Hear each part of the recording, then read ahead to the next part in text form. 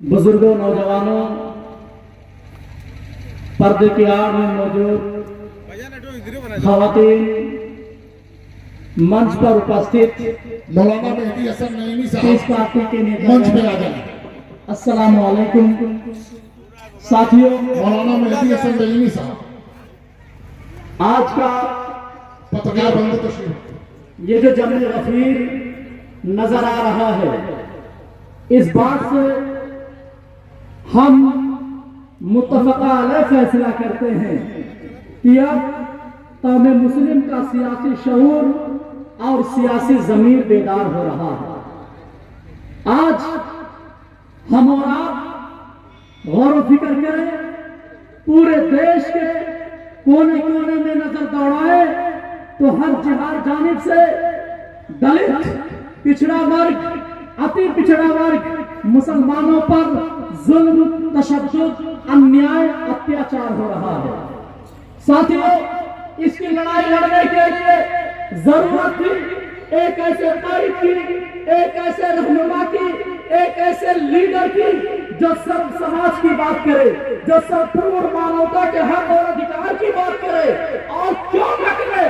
क्योंकि मेरे कुरान ने कहा, कुंतुम खैरा उम्मतिन उखरिजत लिन्नास, हमने तुम्हें इस धरती पर संपूर्ण मानवता के कल्याण एवं विकास के लिए जन्म दिया है, सारे इंसानियत के फलाह बहबूद के लिए पैदा किया है। जब कुरान के इस आयत पर डॉक्टर अय्यूब सर्जन की नजर गई तो उसने सबसे पहले एक पटेल की बेटी अनुप्रिया पटेल के हाथ को पकड़ा, उसके बाद में एक निसाब के बेटे डॉक्टर संजय निसाब के हाथ को पकड़ा, एक मौर के बेटे केशव देव मौर के बेटे के हाथ को पकड़ा और कहा कि मेरे भारतवासियों, जिस मुल्क में हम रहते हैं, इस मुल्क में सर्व समाज के लोग रहते हैं, जब तक हम सर्व समाज को एक साथ लेकर नहीं चलेंगे तब तक कामयाब नहीं हो पाएंगे। सम्मानित साथियों, बुजुर्गों, नौजवानों, खवातीन इस्लाम, पर्दा नशीन, मेरी मां और बहनों, डॉक्टर अय्यूब ने पैगाम दिया था कि डॉक्टर अय्यूब एक सर्जन है और जो डॉक्टर होता है वो अपने मरीजों के धर्म और जात को नहीं पूछता कि उसका धर्म क्या है, उसका मजहब क्या है, उसका जाति क्या है, बल्कि उस मरज का, उस मरीज का मरज क्या है, उसका इलाज करता है। जब उसी डॉक्टर अय्यूब सर्जन ने भारत माँ के नब्ज को पकड़ा तो भारत माँ चीख कर कह उठी, पुकार उठी कि डॉक्टर अय्यूब, आज जिस मुल्क में हिंदू समाज रहता है, मुस्लिम समाज रहता है, सिख समाज रहता है, ईसाई समाज रहता है, सारे के सारे समाज के लोग यादव समाज की सरकार बनती है तो नौकरियां सिर्फ यादव समाज को मिलती है, जाटव समाज की सरकार बनती है तो नौकरियां सिर्फ जाटव समाज को मिलती है, ब्राह्मण समाज की सरकार बनती है तो नौकरियां सिर्फ ब्राह्मण समाज को मिलती है। समाज की जब सरकारें बनती है तो नौकरियां, हुकूमत में हिस्सेदारी सिर्फ ठाकुर समाज को मिलती है।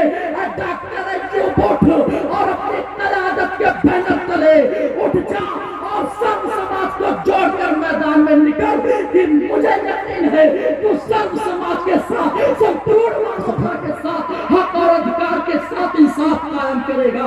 याद रखिएगा सम्मानित साथियों, डॉक्टर अय्यूब सर्जन आज वो मुहताज नहीं है किसी के नाम के पैसे का, आज खुदा ने उसे विश्वविख्यात सर्जन बनाया है। सम्मानित साथियों, बुजुर्गों, आज ये बलरामपुर का भव्य ग्राउंड देख करके दिल खुश हो रहा है तो दूसरी तरफ कलेजा भी छलनी हो रहा है कि यही बात, यही वो जगह है, यही वो मंच है जो एक साल पहले प्रोग्राम हुआ था तो एक पीस पार्टी का गद्दावर नेता, एक पीस पार्टी का मर्द मुजाहिद, जिसे दुनिया मरहूम गौस खान के नाम से जानती और पहचानती है, वो आज हमारे बीच नहीं है। अल्लाह रब्बुल इज्जत उन्हें जन्नतुल फिरदौस में जगह अता करे और उनके घर वालों को सब्र करने की हिम्मत दे। पीस पार्टी पूरा परिवार उनके खानदान के साथ खड़ा है। साथियों, आखिरी बात कहते हुए आपको एक बड़ा मैसेज देना चाहता हूं कि एक बादशाह गुजरे हैं और के वली भी गुजरे हैं, उनका नाम अहमद शाह अब्दाली है। जब मुगलों की सल्तनत भारत में कमजोर होने लगी, मराठा गालिब हो गए, तो यहाँ के हुक्मरानों ने अहमद शाह अब्दाली के पास खत भेजे और कहा, हुजूर अहमद शाह अब्दाली जिन्हें फादर ऑफ अफगानिस्तान कहा जाता है, जिन्होंने अफगानिस्तान को बनाया, उनके पास खत भेजा गया कि मराठा हम पर हावी हो रहे हैं, हमारी हुकूमत जवाल पजीर होने वाली है। तो अहमद शाह अब्दाली अफगानिस्तान से भारत में तशरीफ लाए। जब वो तशरीफ लाए, पानीपत की जंग हुई, फतेह हुई, नुसरत मिली, कामयाबी मिली, सफलता मिली, तो आपके स्वागत के लिए ऊंट बुलाए गए और उन ऊंटों पर सोने का मुकुट पहनाया गया और आपके सर पर सोने का ताज रखा गया। सम्मानित साथियों, अहमद शाह अब्दाली जब हाथी पर बैठे तो पूछा कि ये बताओ इसका लगाम कहाँ है? तो लोगों ने कहा, हुजूर ये हाथी है और हाथी में लगाम नहीं होता, हाथी के लिए पिलवान होता है। जब पिलवान हाथी को चलने के लिए कहता है तो हाथी चलता है, जब पिलवान हाथी को बैठने के लिए कहता है तो हाथी बैठता है, जब पिलवान हाथी को खाने के लिए कहता है तो पिलवान खाता है, जब पिलवान हाथी को खाने के लिए कहता है तो हाथी खाता है, जब पिलवान कहता है पानी पीने के लिए तो हाथी पानी पीता है। अहमद शाह अब्दाली कूद गए और कहा, खुदा की कसम, अहमद शाह अब्दाली ऐसे सवारी पर सवार नहीं होता जिसका लगाम दूसरे के हाथ में है। जरा गौर करो मुसलमानों, यही वो भारत है कि समाजवादी पार्टी से आए आजम खान साहब तो उनका लगाम अखिलेश यादव के हाथ में था, यही से आए हाजी अलाउद्दीन साहब तो उनका लगाम मायावती के हाथ में था, कांग्रेस से आए गुलाम नबी आजाद साहब तो उनका लगाम राहुल गांधी के हाथ में था, और आयशा नवाज तो उनका लगाम योगी आदित्यनाथ नरेंद्र मोदी के हाथ में था। मेरे काम के लोगों, उठो और ये पैगाम दे दो कि अरे जब तक तो हमारी सवारी नहीं थी हम तुम्हारे सवारी पर सवार थे, अब हमारी सवारी पीस पार्टी है और हमारा कायद डॉक्टर अयूब। साथियों, ये सोच लेकर, ये फिक्र लेकर जब मैदान में निकलोगे, खुदा की कसम हुकूमत में आपकी हिस्सेदारी होगी। सपा, बसपा, कांग्रेस, भाजपा, ये सारे के सारे लोग एक हैं, चाहे समाजवादी पार्टी हो, चाहे बहुजन समाज पार्टी हो, चाहे कांग्रेस हो, चाहे भाजपा हो। अब इन चारों पार्टियों में से जो पार्टी आपके पार्टी से गठबंधन करे, अलायंस करे, मिसाक करे, इत्तेहाद करे और आपको हुकूमत में हिस्सेदारी की बात करे, उन्हें वोट दो, और जो आपके साथ गठबंधन ना करे उन्हें ठोक दो, उन्हें वोट मत दो, क्योंकि वोट लेने का अधिकार वही है जिसका अधिकार 36 से 35 से 40 पार्टियां मिलकर के इंडिया गठबंधन तैयार करती है। लेकिन उस इंडिया गठबंधन में किसी ने हमें हिस्सेदारी नहीं दी। अरे जब तुमने हमें हिस्सेदारी नहीं दी तो बेशर्मो किस मुंह से तुम हमारे समाज के बीच में वोट मांगने के लिए आ रहे हो? पहले जाओ। मौलाना गुलजार अहमद, मौलाना गुलजार अहमद, मौलाना ठीक पढ़ के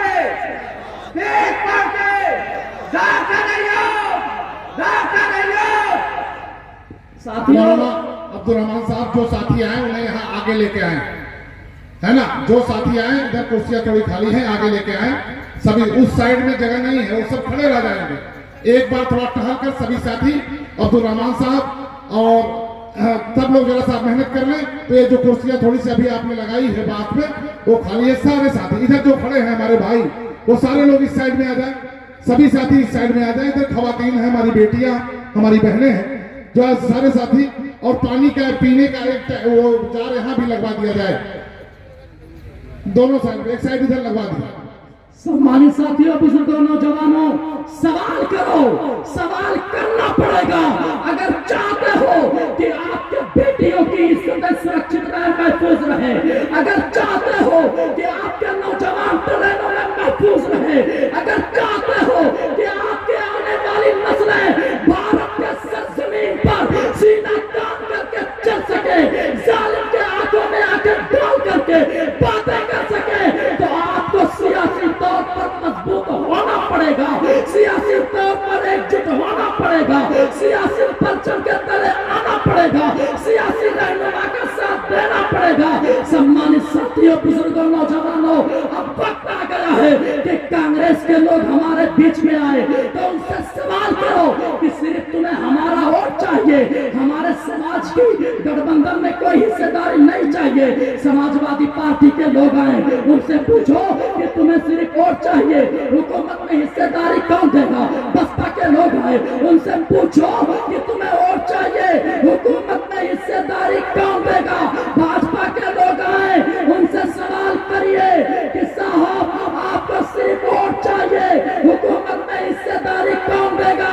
तो जो पार्टी आपकी पार्टी से गठबंधन करे, इत्तेहाद करे, तुम ऐलान कर दो कि हम अपना वोट किसी और को नहीं डालेंगे, न किसी पार्टी को देंगे, हम अपना वोट उस पार्टी को देंगे जिस पार्टी में हमारी हिस्सेदारी। हम अगर एक होते तो सब कुछ उथल-पुथल होता, हम जो कहते वही अटल होता। ये तो अपने ही मारे बिखर गए वरना बन के बैठा है जो अकबर, वो वीर बन होता। खुदा